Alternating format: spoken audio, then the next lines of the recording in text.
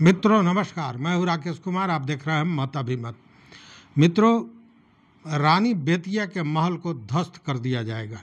मतलब रानी बेतिया महल को तोड़ दिया जाएगा और उसके जगह पर एक अतिथि विशिष्ट गृह का निर्माण कराया जाएगा। इसका आदेश बाज़ाब्ता जिला प्रशासन ने दे दिया है, जिलाधिकारी ने दे दिया है। अब आप सोच रहे होंगे मैं किसकी बात कर रहा हूँ। मैं बात कर रहा हूँ प्रयागराज स्थित सिविल लाइंस का जो स्ट्रेची रोड है, वहाँ जो बेतिया रानी महल है, मैं उसकी बात कर रहा हूँ। वह बेतिया रानी महल ध्वस्त कर दिया जाएगा और उसके जगह पर अतिथि गृह बनेगा। भवन निर्माण जो होना है, इसका आदेश भी प्रयागराज के जिलाधिकारी ने दे दिया है।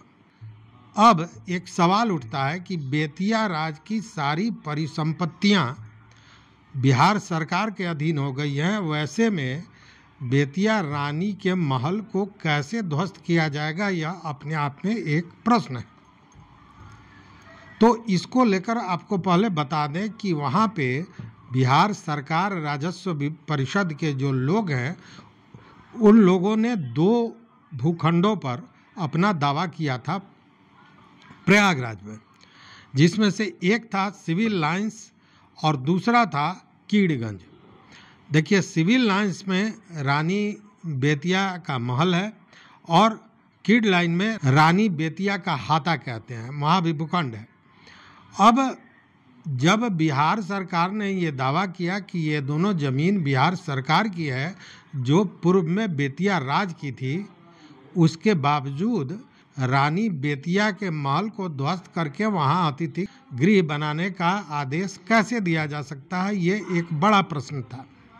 तो इसका जवाब भी मिल गया। जवाब यह है कि जब इस जमीन की पूरी जांच परख की गई तो ये पता चला कि यह जो जमीन है, यह नजूल भूमि है।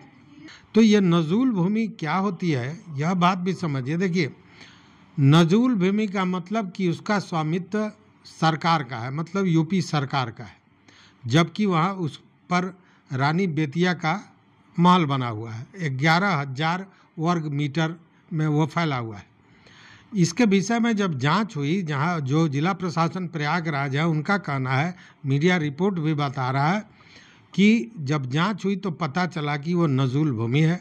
नजूल भूमि का मतलब है कि ये मूल रूप से किसी व्यक्ति, संस्था या निजी मालिक का नहीं होता है, बल्कि सरकारी स्वामित्व का होता है और आमतौर पर किसी विशेष कारण या परिस्थिति में यह सरकार के अधीन आई हुई जमीन होती है।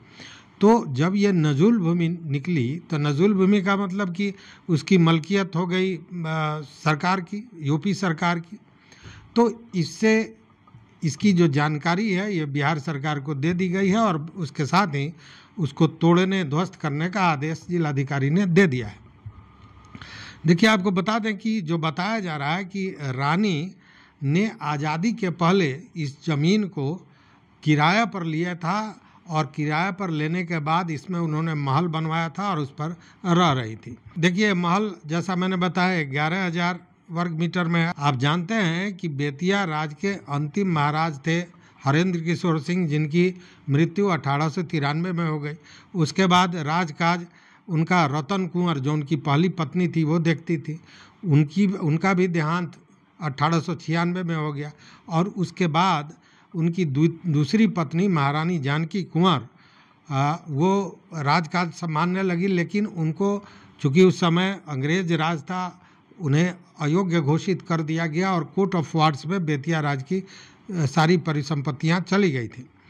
अब जब उनको अयोग्य घोषित किया गया तो महारानी जानकी कुंवर प्रयागराज आ गई और यहीं पे वो अपनी पूरी जिंदगी रहीं।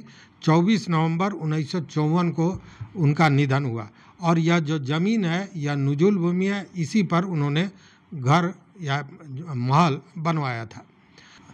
तो अब वो बेतिया रानी का जो महल है वो ध्वस्त होगा और वहाँ पे यूपी सरकार अपना अतिथि गृह बनाएगी। इसका आदेश हो चुका है।